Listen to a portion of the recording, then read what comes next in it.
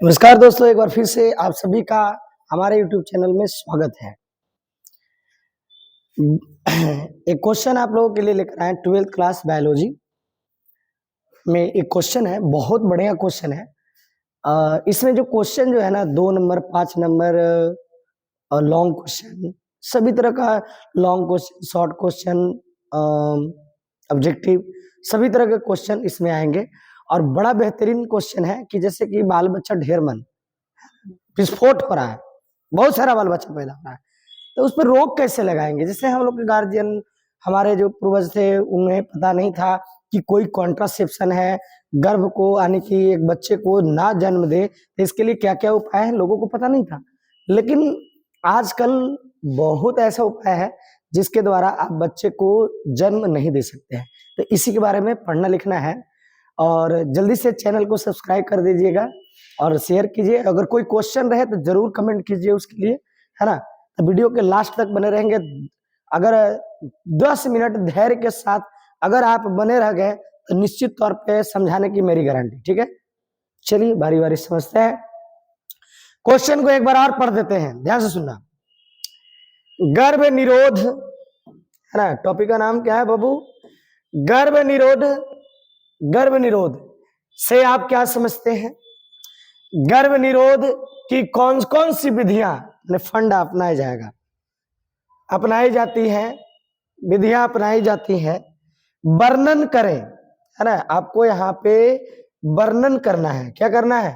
अपनाई जाती, कौन कौन सी विधियां अपनाई जाती है। तो यहाँ पर क्वेश्चन में और जोड़ देंगे वर्णन करें, है ना, वर्णन करें, ठीक है, वर्णन करें। चलिए इसी के बारे में पढ़ते लिखते हैं, समझते हैं, है ना।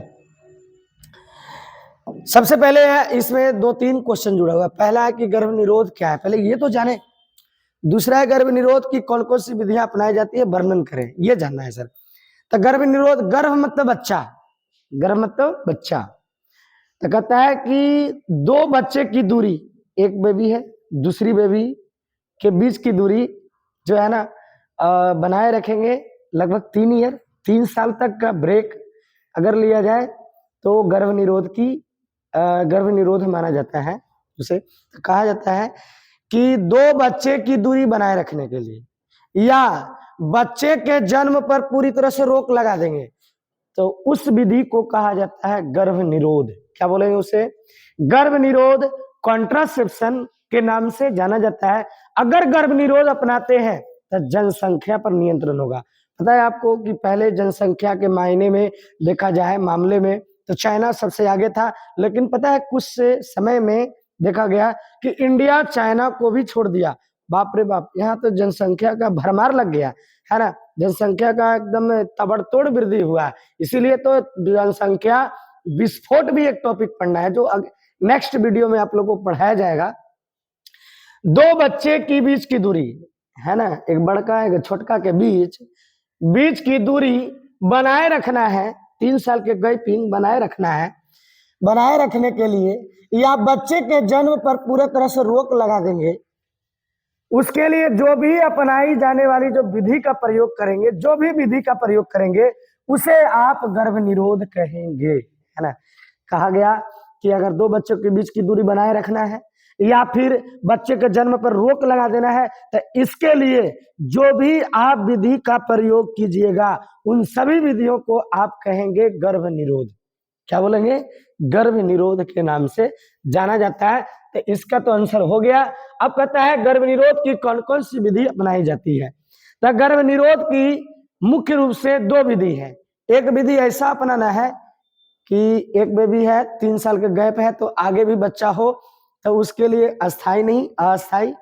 और अगर 3-4 बच्चे हैं किसी परिवार को, है ना, प्यार भर गया है सर, प्यार पूरा तरह से लोगों को मिल चुका है, बच्चे जन्म ले चुके हैं, तो इसके लिए क्या करना पड़ेगा भाई कि 3 बच्चे हो चुके हैं और चाहते हैं कि अब कोई भी बच्चा नहीं चाहिए भाई, मैंने अब बच्चा की आवश्यकता ही नहीं है, तो उसके लिए अस्थाई। तो गर्भ निरोध की 2 विधि।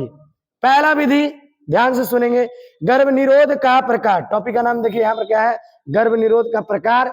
एक विधि है अस्थाई और दूसरा विधि क्या है? अस्थाई। अस्थाई मतलब हो गया कि फिक्स, बच्चे पर पूरी तरह से बैन लग गया कि अब नहीं होगा, है ना। और अस्थाई मतलब कुछ दिन के लिए ब्रेक लेंगे और फिर से बच्चा पैदा करेंगे, तो उसके कहेंगे भाई अस्थाई, और एक है अस्थाई, ठीक है। तो अस्थाई क्या है सो सुनिए। अस्थाई में कुछ दिन के लिए या कुछ महीने के लिए या कुछ घंटे के लिए, जैसे कॉन्डम है वो कुछ घंटे के लिए मदद करता है, कुछ दिन के लिए, कुछ घंटे के लिए, कुछ महीने के लिए, कुछ ईयर के लिए अगर आप गर्भनिरोध का जिस विधि का प्रयोग करेंगे उसे कहा जाता है अस्थाई। क्या बोलेंगे उसे? अस्थाई के नाम से जाना जाता है। तो देखिए हमने लिखा है कि कुछ दिन या कुछ महीनों के लिए बच्चे के जन्म पर रोक लगाने के लिए अपनाई जाने वाली विधियों को, है ना, अस्थाई अस्थाई गर्भ निरोध के नाम से जाना जाता है। तो दो बच्चा की दूरी बनाए रखने के और दो बच्चे के बीच की दूरी बनाए रखेंगे, तो उसके लिए आप जैसे एक बच्चा हुआ फिर नेक्स्ट ईयर नेक्स्ट समय में आपको बच्चा चाहिए, तो इसके लिए अगर अस्थाई करवा देंगे तो बच्चा नहीं होगा। इसलिए आपको क्या करना है? अस्थाई का प्रयोग करना है, अस्थाई। तो अस्थाई गर्भ निरोध उसे कहा जाता है कि वो कुछ दिन के लिए होगा या कुछ महीने के लिए होगा, और इसके लिए जो भी गर्भ निरोध का आप व्यवस्था कीजिएगा उसका नाम है अस्थाई गर्भ निरोध के नाम से जाना जाता है ना। अब देखिए अस्थाई गर्भ निरोध के अलग अलग विधि है। कुछ विधि दवाइयां हैं, जैसे मालाडी, मालायन, ओबेरॉल, सहेली, ये सब दवा का नाम हो गया। कुछ है यांत्रिक, जैसे कॉन्डम, कॉपर्टी, डायफ्राम, है ना, ये सब यांत्रिक में चलाया। कुछ है नेचुरल।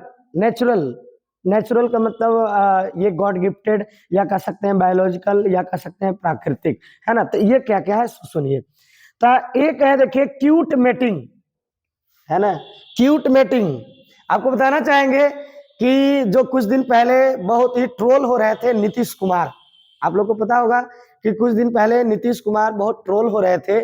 उन्होंने अगर उस शब्द को, जो शब्द उन्होंने यूज किया था, उस शब्द को अगर अंग्रेजी वर्ड में यूज करते, है ना, अगर वो अंग्रेजी वर्ड में क्यूट मेटिंग का प्रयोग करते तो किसी को पता भी चलता, किसी को नहीं भी पता चलता, हल्ला हंगामा होवे नहीं करता सर।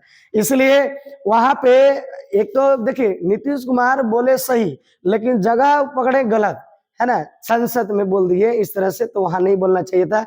ये पढ़ाई का सब्जेक्ट का ज्ञान है, मानते हैं, लेकिन ऐसा नहीं बोलना चाहिए था फिर भी, लेकिन जगह के अनुसार ठीक नहीं था, लेकिन जो बता रहे थे वो बिल्कुल सही था। तो उसी क्रिया को देखिए बायोलॉजी में पढ़ा जाता है क्यूट मेटिंग। क्या पढ़ा जाता है? Cute mating. क्यूट मेटिंग क्या है? क्यूट मेटिंग क्या है कि अगर कोई मेल फीमेल मेटिंग क्रिया कर रहे हैं, मेटिंग क्रिया मतलब सेक्स क्रिया कर रहे हैं, संभोग कर रहे हैं, तो उस संभोग के दौरान जो नर है अपने बीरी को, अपने जो शुक्राणु, जो बीरी में शुक्राणु यानी बीरी में जो शुक्राणु मौजूद है, तो उस बीरी को मादा के योनि मार्ग मतलब वैजिना से बाहर निकालकर, यानी कि बाहर बीरी सेचन करेंगे, यानी कि बाहर। देखिए शब्दों का उच्चारण अच्छे ढंग से किया जाए तो कोई हल्ला हंगामा नहीं है, है ना। तो अगर देखिए कहा जा रहा है कि मेटिंग संभोग के समय, मेटिंग यानी संभोग के समय नर के द्वारा, यहाँ पे लिखे नहीं, मीटिंग के समय, है ना, यहाँ पर होगा नर के द्वारा बीरी को, मतलब मेल के द्वारा बीरी को मादा के योनि मार्ग से बाहर बीरी सेचन, मतलब बीरी को बाहर स्रावित करना, बीरी सेचन करना क्यूट मेटिंग के नाम से जाना जाता है। किस नाम से जानेंगे? क्यूट मेटिंग के नाम से जाना जाता है ना। तो क्यूट मेटिंग का मतलब हुआ कि अगर आप मेटिंग क्रिया कर रहे हैं, तो मेटिंग क्रिया करते समय स्पर्म का जो डिस्चार्ज होता है, यानी बीरी सेचन होता है, जो बीरी बाहर आता है, तो उसका जो है ना डिस्चार्ज होने से कुछ सेकंड पहले मेल को पता चल जाता है। तो अगर वो डिस्चार्ज जो है वो मादा के योनि मार्ग में ना करके वो शरीर से बाहर यानी योनि मार्ग से बाहर कहीं बाहर डिस्चार्ज करेंगे, ब्रीसेचन करेंगे, डिस्चार्ज का मतलब ब्रीसेचन करेंगे, तो उसे कहा जाता है क्यूट मेटिंग, है ना। इतनी बात समझ में आया? इतनी बात समझ में आया कि दो बच्चों के बीच की दूरी बनाए रखने के लिए या फिर बच्चे को जन्म पर रोक लगाएंगे तो उसे कहते हैं गर्भ निरोध। गर्भ निरोध की दो विधि है, एक अस्थायी, एक दूसरा अस्थायी। अस्थायी में टेम्पोररी है, टेम्पोररी मतलब कभी जिस समय बच्चे नहीं चाहिए उस समय आप गर्भ निरोध का प्रयोग करेंगे, अगर बच्चे चाहिए तो गर्भ निरोध का कोई आवश्यकता नहीं है। अस्थायी में देखा जाए तो बिल्कुल फिक्स हो जाएगा, उसमें जैसे नसबंदी ये फिक्स होता है। और अस्थायी किसे कहा गया कि कुछ दिन कुछ महीना के लिए अगर आप गर्भ निरोध का प्रयोग करते हैं तो उसे कहता है अस्थायी, अस्थायी, है ना। अस्थायी में सबसे पहले आप देखें क्यूट मैटिंग, क्या देखें, क्यूट मैटिंग। तो इस बातों को आपको समझ में आया होगा। नेक्स्ट आगे बढ़ते हैं, इसका स्क्रीनशॉट ले लेंगे, फटाफट स्क्रीनशॉट लेंगे, देखेंगे आगे। इसी क्वेश्चन को अगला देखिए क्या है सर।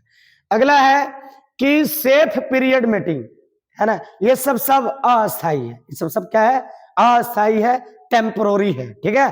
तो देखिए अस्थायी में देखिए एक बात यहां लिखा हुआ है सेफ पीरियड मीटिंग, क्या लिखा हुआ है, सेफ पीरियड मीटिंग। तो मादा के पीरियड साइकिल मतलब मासिक चक्र मतलब MC के 14वें से 21वें दिन, जैसे एक मादा का पीरियड साइकिल जो होता है वो 1 से लेके 6, 6 से लेके 14, 14 से 21, 21 से 28, है ना।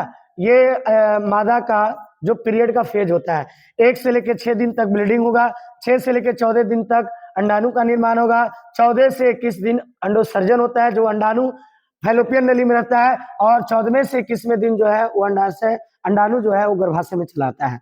तो अगर कह रहा है कि इसे सेफ पीरियड मीटिंग में क्या करना है, सेफ जोन का इस्तेमाल करना है एक मादा के मासिक चक्र में। जैसे एक मादा को गर्भवती होने के लिए महीने में 7 दिन का चांस मिलता है, और एक पुरुष को भी गर्भवती करने के लिए उसको भी बेचारे को कितना समय मिलेगा, 7 दिन का समय मिलता है। तो 7 दिन कब होता है भाई, 14वें से 21वें दिन, 14वें से 21वें दिन। तो अगर कहता है किसी मादा के पीरियड साइकिल मासिक चक्र के 14वें से 21वें दिन को छोड़कर अगर मीटिंग किया जाता है, मतलब सेक्स किया जाता है, तो गर्भधारण की संभावना नहीं होती है। इसी क्रिया को कहा गया सेफ पीरियड मीटिंग। आसान है। एक मादा का पीरियड साइकिल, जैसे मेंस्ट्रुअल साइकिल आज हुआ तो आज से जोड़ लीजिए 14 दिन, 14वें दिन से लेकर मैंने एक दिन और छोड़ लिया, मतलब 13वें दिन से लेकर 21वें 22वें दिन तक अगर मीटिंग नहीं करते हैं तो गर्भधारण का कोई संभावना नहीं, ये टेम्पोररी है, ठीक है, ठीक है। और ये प्राकृतिक है, इसमें कोई दवा की आवश्यकता नहीं है, ये संयम की जरूरत है, ठीक है। और इस वीक में 1 से लेकर 6 तक ब्लीडिंग होता है, 6 से 14 में मीटिंग कीजिए कोई दिक्कत नहीं, 21वें से 28वें दिन मीटिंग कीजिए कोई दिक्कत नहीं, गर्भधारण की संभावना नहीं हो सकती है। लैक्टेशन एमिनोरिया ये भी प्राकृतिक है। लैक्टेशन एमिनोरिया क्या है, अगर मादा के बच्चे के जन्म के बाद अगर कोई मादा का पीरियड साइकिल लगभग 1 वर्ष तक या उससे अधिक समय तक अगर नहीं आता है, उनकी जो मासिक चक्र है वो MC जो है वो बच्चे के जन्म के बाद, जैसे कि एक नॉर्मली देखा जाए तो एक मादा बच्चे को जन्म देती है, तो बच्चे के जन्म देने के उपरांत 3 महीने के बाद देखा जाए तो बच्चे के जन्म के आने की देखा जाए तो 3 महीने के अंतराल, 3 महीने के बाद जो है उनको फिर से मासिक चक्र MC की क्रिया हो जाती है। MC होना मतलब अंडाणु बनना है, और अंडाणु से ही तो बच्चा पैदा होता है। इसलिए अगर उस दौरान बच्चे के जन्म हुआ, जन्म के 3 महीने बाद अगर कोई महिला पीरियड साइकिल में आई और फिर से मीटिंग क्रिया हुआ तो वो मादा जो है फिर से गर्भवती हो सकती है, और 2 महीने यानी कि 2 बच्चे के बीच की दूरी जो है वो लगभग साल भर का हो जाता है ना। तो इस दूरी को बनाए रखने के लिए देखिए क्या होता है, एक लैक्टेशन एमिनोरिया है, ये प्राकृतिक है। अगर किसी मादा के बच्चा जन्म लिया और उसको लगभग 1 वर्ष तक अगर उसको मान लिया जाए कि मासिक चक्र नहीं होता है तो नेक्स्ट बेबी कम से कम 2 साल के अंतर में आ जाएगा। तो ये एक प्रकार का गर्भ निरोध है, एक प्रकार का क्या है, गर्भ निरोध है। इससे जुड़ा हुआ सवाल भी आता है, ठीक है। फिर है रासायनिक, ये भी टेम्पोररी है। ये फिर है रासायनिक में जैसे देखिए बताया गया है माला D, माला N, सहेली, ओवेरॉल, गर्भ निरोधक इंजेक्शन। गर्भ निरोधक इंजेक्शन में खुशी है, डिम्पा है, अंतरा है, जो सरकारी हॉस्पिटलों में मौजूद होता है, स्किन में लगाया जाता है। स्किन में लगाने के बाद वो मादा 3 महीने तक जो है ना उनमें अंडोसर्जन माने अंडे बनने की क्रिया नहीं होती है, तो ये टेम्पोररी है एक तरह से। जैसे माला D, ये रोज मासिक चक्र जिस दिन स्टार्ट हुआ उस दिन से लगातार 21 दिन या 28 दिनों तक खाई जाने वाली गोली है माला D। माला N भी उसी तरह से होती है। सहेली सप्ताह में 1 दिन खाया जाता है, जो भारत के लखनऊ में बनाया जाता है। केंद्रीय औषध अनुसंधान केंद्र लखनऊ में सहेली बनता है, जो सप्ताह में एक दिन खाया जाता है ना। ओवरऑल ये भी प्रत्येक दिन गर्भ निरोधक इंजेक्शन खुशी डिम्बांतरा है ना, ये इंजेक्शन। अच्छा, ये जो इंजेक्शन गोली ये सब के खाने के क्या फायदे हैं महिला को? अरे पुरुष नहीं खाएगा भाई, पुरुष खाएगा तो पुरुष खाएगा, पुरुष को बच्चा होता है, पुरुष खाएगा है ना? नहीं नहीं, इस ये दवाइयों का प्रयोग करने से क्या होगा भाई? तो अंडोत्सर्जन, जो अंडाशय में अंडे बनते हैं, जैसे ये रहा अंडाशय, और इस अंडाशय में इस तरह से जो अंडे बन रहे हैं, तो अंडा बनना बंद हो जाए। अंडा तो बनेगा सर, लेकिन वो जो है ना, इससे बाहर अंडोत्सर्जन नहीं होगा। यानी एलएच हार्मोन को रोकने का काम किया। यानी कि यहाँ पर देखा जाता है कि अंडाणु जो है उत्सर्जन, अंडोत्सर्जन, अंडाशय से अंडे निकल के फैलोपियन नली में नहीं जाएगा, तो ऐसे को कहते हैं, ये रासायनिक गर्भ निरोध है भाई। माला डी है ना, माला एन, सहेली, ओवरऑल और भी गर्भ निरोधक इंजेक्शन है। समझ में आया? ठीक है, आगे बढ़ते हैं। ये आंतरिक गर्भ निरोध है। ये देखिए आंतरिक गर्भ निरोध है, इसमें condom, copper T, copper condom है, कॉपर टी है, डायफ्राम है, लिपेस लूप है इत्यादि। ये क्या काम करता है? निषेचन को रोकता है। किसको रोकेगा? ये निषेचन को रोकने में मदद करता है ना। जैसे कॉन्डम, ये पुरुष के द्वारा प्रयोग किया जाने वाला है। मीटिंग के दौरान मेल जो है ना, वो अपने लिंग के ऊपर है ना कॉन्डम को पहन लेता है और मीटिंग क्रिया करता है, तो जितने भी स्पर्म डिस्चार्ज होंगे सब कॉन्डम में रह जाएगा, और इस तरह से मादा के गर्भाशय में वो जो है ना क्या कहते हैं, वीर्य, वो पहुंच नहीं पाएगा, जिससे मादा गर्भवती होने का कोई चांस नहीं होगा। ठीक है, और निषेचन की क्रिया नहीं हो सकती है। डायफ्राम में महिला कॉन्डम एक तरह से होती है ना, और ये कॉपर टी आकार का होता है, इस तरह से टी आकार का। तो ये तो पुरुष के द्वारा कॉन्डम, पुरुष के द्वारा डायफ्राम, महिला कॉन्डम, ये भी महिला के द्वारा। ये महिला के गर्भाशय की जो ग्रीवा होती है उसके ऊपर लगाया जाता है, कौन? डायफ्राम। कॉपर टी कहाँ लगाया जाता है? कॉपर टी गर्भाशय में, इस तरह से टी आकार का होता है। और लिपेस लूप, ये सब ही मादा के द्वारा, खाली कॉन्डम को छोड़कर है ना, बाकी सब महिला के द्वारा उपयोग किए जाने वाले यांत्रिक गर्भ निरोध है, जो मूल रूप से देखा जाए तो निषेचन होने नहीं देता है। सारी बात उम्मीद होगा कि आपको समझ में आएगा। देख लीजिए फटाफट, स्क्रीनशॉट ले लेंगे, फटाफट लेंगे स्क्रीनशॉट, है ना।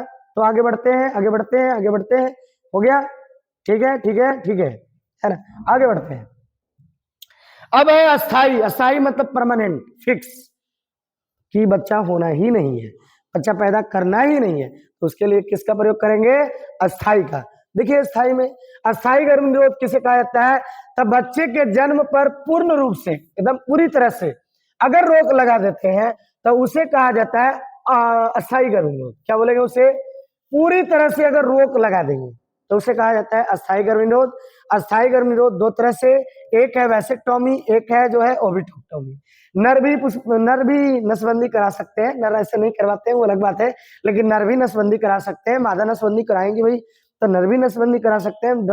मेल जो है ना, जनरली लोग डर जाते हैं कि बाप रे, अगर नर नसबंदी कर लिया तो भाई मीटिंग क्रिया, सेक्स क्रिया कैसे करेंगे?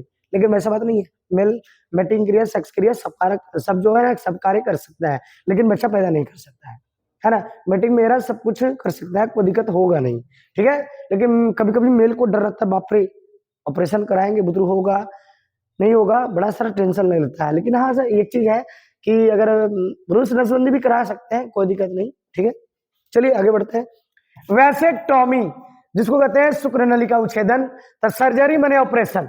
सर्जरी मतलब क्या होगा? ऑपरेशन के द्वारा अगर नर शुक्रवाहिनी नली को काट कर, है ना, नर के शुक्रवाहिनी नली को काटकर अलग अलग बांध देंगे तो उस क्रिया को कहते हैं वैसेक्टोमी। जैसे मान लिया जाए कि ये टेस्टिस है, ये क्या है, और इसका ये देखिए नली है, इन नलियों को ऐसे काट दिए और काट के अलग अलग बांध दिए, और शुक्राणु देखिए यहाँ बन रहा है ना, ब्रिशन में शुक्राणु बन रहा है, तो क्या शुक्राणु आगे जाएगा? नहीं जाएगा, ब्रिज में टूट गया, एक पुल बना है, आज अगर से आर पार होते हैं, और आर पार होते हैं, बीच में टूट गया सर, तो टूट गया तो क्या आर पार होइएगा? नहीं होइएगा। तो यही है, और इसी को बोला गया आपको वैसेक्टोमी। ओविडक्टोमी या ट्यूबेक्टोमी क्या है? नलिका उच्छेदन क्या है? अगर सर्जरी के द्वारा मादा के अंडवाहिनी नली, फैलोपियन नली को काट कर अलग अलग बांध देंगे तो उस क्रिया को कहा जाता है वैसेक्टोमी। सॉरी उस क्रिया को कहता है ओविडक्टोमी या ट्यूबेक्टोमी। जैसे कोई ये मादा का गर्भाशय है, ऐसे फैलोपियन नली ये हो गया, ठीक है, ये भी फैलोपियन नली हो गया, और ये दोनों फैलोपियन नली को ऐसे काट के क्या कर दिए, बांध दिए, तो इस क्रिया को कहा गया है ना ओविडक्टोमी या ट्यूबेक्टोमी, अंड नलिका उच्छेदन के नाम से जाना जाता है। तो ये जो सवाल थे इसमें बहुत सारे सवाल है ना, इसमें बहुत सारा सवाल है। गर्भनिरोध 2 नंबर का सवाल, ओविडक्टोमी पूछ देगा 2 नंबर का सवाल, ट्यूबेक्टोमी पूछ देगा 2 नंबर का सवाल, लैक्टेशन एमिनोरिया पूछ देगा 2 नंबर का सवाल, और सब मिला के एक साथ पूछा जाए तो 5 नंबर का सवाल। अब बहुत सारे इसमें देखा गया कि ऑब्जेक्टिव सवाल थे, है ना। उम्मीद होगा कि आपको वीडियो बहुत पसंद आया होगा, और जोर से दबा के लाइक कर देंगे, शेयर कर देंगे, है ना, और वीडियो को देखते रहें, और एक से एक क्वेश्चन आपके बोर्ड की तैयारी के लिए कराते रहेंगे।